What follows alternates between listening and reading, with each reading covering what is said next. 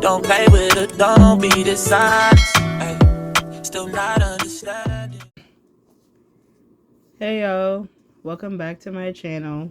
Happy Sunday. Today is November 2nd. I hope you guys have rested from Halloween if you guys celebrate. I know my friends and I had a good time. We were actually the Powerpuff Girls. We dressed up as the Powerpuff Girls. I was Buttercup. I still have the bracelet that my friend Tasha had bought for us. I was Buttercup and she was Bubbles, and then my friend Princess was Blossom. And then we dressed up and we met up at the Halloween parade, and that was just a night in itself of us trying to like meet up with each other and find each other, and then trying to navigate through the crowd, and then going to some really weird racist Italian restaurant and then finding a different place that ended up turning into almost like a party, and we were like dancing on chairs and stuff. So it was definitely an experience to say the least. But you know what's actually today I was supposed to go to this exhibit in Jersey. It's funny, I'm like continuing the second part of the of my Loc Journey. The second part of the video.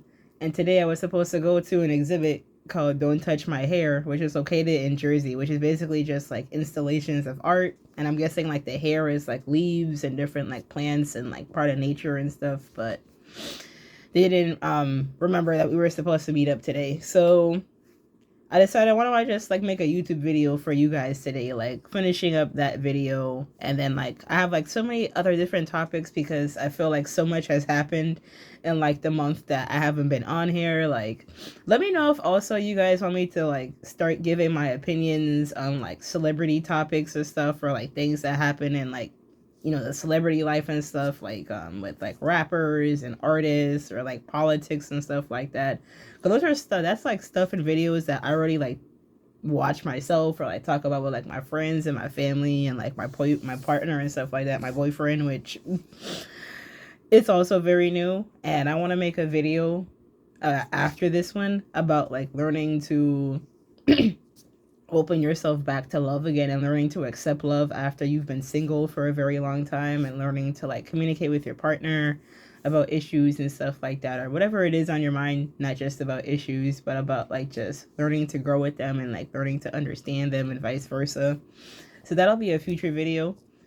But today's video is about finishing part 2, about like the history of locks and stuff, and like what a little bit of research that I did, and then like what made me start my Loc journey, and just different experiences I've had like throughout the 2-3 years that I've been growing my locks, and the different conversations I've had with people, and maybe if you want to start your own Loc journey, like what that might entail, and like some ending words that I can leave you with in a sense, and just words of encouragement that I wish that I had gotten throughout like my life when it came to like my natural hair, and just like learning to love myself overall. So let's get started.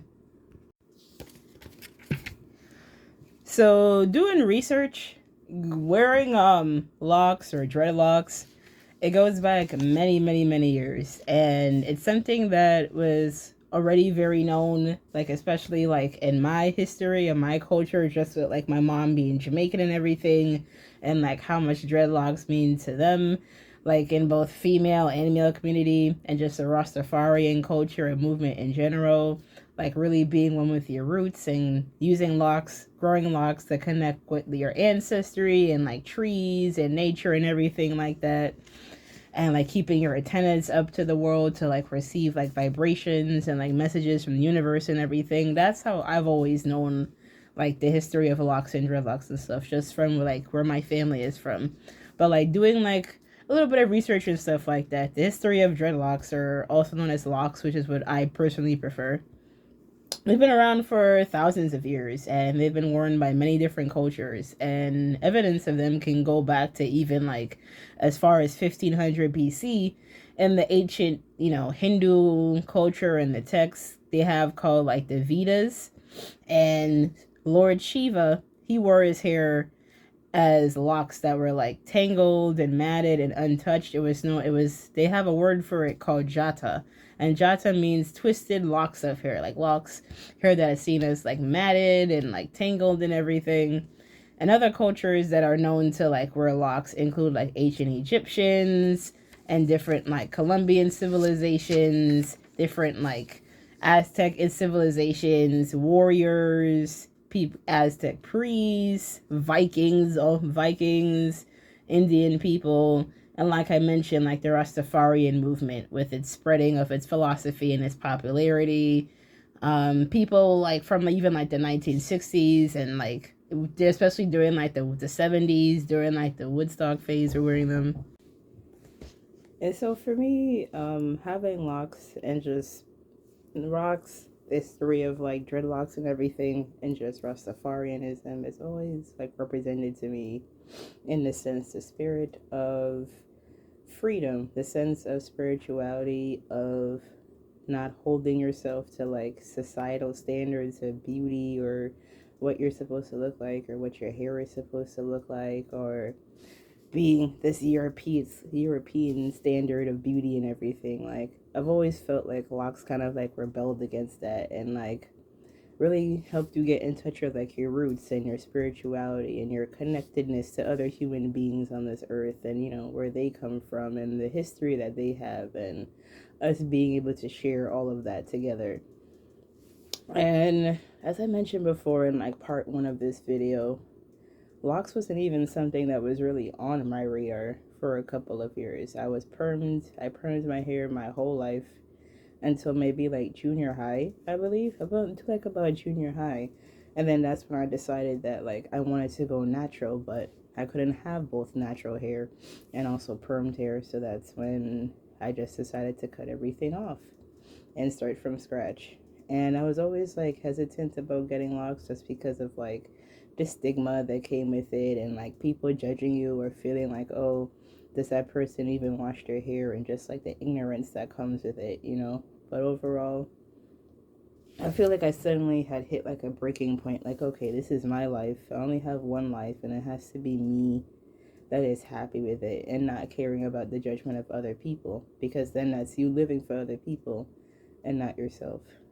And so I met a hairstylist. I was with her for about 1 year, and she really impacted my journey in ways that I don't think she ever could have imagined. Like I found her through a guy on basically on New York Avenue in Brooklyn, and she was so sweet, and her and I would always like sit down every month for and like talk about different stories about the different people that she's locked and like the impact that she's made, like touching lives of other people starting their natural hair journey. And we would just always just talk about everything under the sun, from her living in all these different places in New York to like the people that she's met along the way, and just her trying to find her own stability in life. And I'm always so grateful for her for starting my natural hair journey and giving me the confidence that I have today. And now I'm with someone else, and I've been with them for maybe like about a couple months now, and that's also been a beautiful journey as well. So I think that's also the beauty of like having natural hair, for you to like be able to meet different people from all walks of life, whether they're your hairstylist or whether they also have natural hair. And I've been invited to so many different like conferences and meetings and natural hair festivals, lock festivals, where I get to meet other people who look like me, who look like us, you know, and are proud to be proud to be themselves, and proud to be from where they're from. So overall, I would say getting locks is sort of like, it's what made me who I am today, I feel. Like I feel like certain thoughts or certain things that you want to do or change about yourself don't just come into your mind for no reason. And so I feel like getting locks made me who I am today, cuz it taught me to not only like learn to take care of myself and learn to love myself inside and out, but also like it's something that was never really taught to me growing up. Like learning to love myself, learning that I am beautiful no matter what, like no matter what's said about me, no matter what standards that society has for me, I am beautiful woman no matter what. And that's not something that like my mother or like my grandma ever taught to me. I guess it's something that's like you're assumed to have instilled within you. And it really is important for you to speak words of affirmation into your children, you know, and to yourself. Because I'm the only one on my mom's side of the family who I've seen like have locks. Like my mom and my grandma, they both have their hair like pretty shortcut. I feel like most of the women in my hair have like kind of shortcut hair or they're shaved. So I never really saw that influence growing up or like that inspiration for me to want to start my own journey. It kind of like came within myself, and after like years of hesitation, that's when I finally like kind of pulled the trigger. And if anything, like it's only like my uncle and like other people on my dad's side of the family from Guyana who like kind of like actually really embraced their roots and started their own loc journey. And I've always felt that like locks are a way to connect to a deeper level of yourself. They help you connect to a deeper level of yourself. And as far as like whether you should get them or not, as far as like my advice or like my opinions or anything, I feel like it depends on yourself. It depends on yourself because you have to ask yourself like, okay, what do these locks like represent to you in your life right now? Like a lot of people who get locks, like they're going through like a certain like almost like tower moment in their life, or like just a lot is happening at once and they feel like now is the right time to start their journey.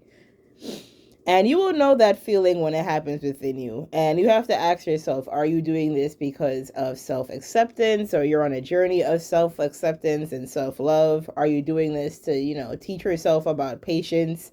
Because growing your locks at least healthy and not worrying so much about like length as much as like the health of your hair and how strong your roots are, that takes a lot of patience. A lot of people, they see my hair and you're like, oh my God, like this is all you have after like 2 years? Because I've been growing my locks now for about like 2, 3 years, I feel like. So everyone is always just like, oh my God, this is how long your hair is? I thought it would be a lot longer.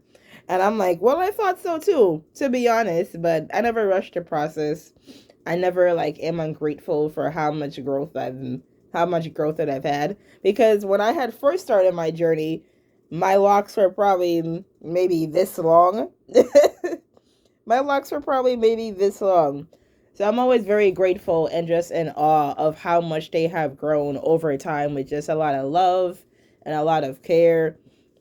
And just knowing myself and following my intuition and going to the right people who also like care about what they do and care about like their, you know, the work that they do with themselves. So as far as like your journey, you have to ask yourself, like as far as like starting your own locks, you have to ask yourself, is this something that you're doing out of like self-acceptance, or something you're doing to teach yourself about patience, or maybe you're going through some sort of like spiritual growth, or you just want to connect more to your roots. Like I would say for me, the last two reasons definitely resonate with me. Like wanting to like work on like my spiritual growth, and then like wanting to connect to my roots more, like my African roots, my Jamaican roots. Like I just wanted to connect more to that because it's not something that like I necessarily grew up with, becoming born and raised in Brooklyn, but my mom was born in Jamaica and then she came over here. And in my next video, my last and final video about my loc journey, that's when I will like start to wrap everything up, and then I just talk about like my rewards that have come from like starting my loc journey, some challenges I've faced or that maybe you might face going through your own journey. Give you guys some words of reflection and then advice for those who want to start their own spiritual journey. So until the final video and until the next time I see you guys, hope you guys have an amazing week. Happy Tuesday when you guys see this. Peace and love.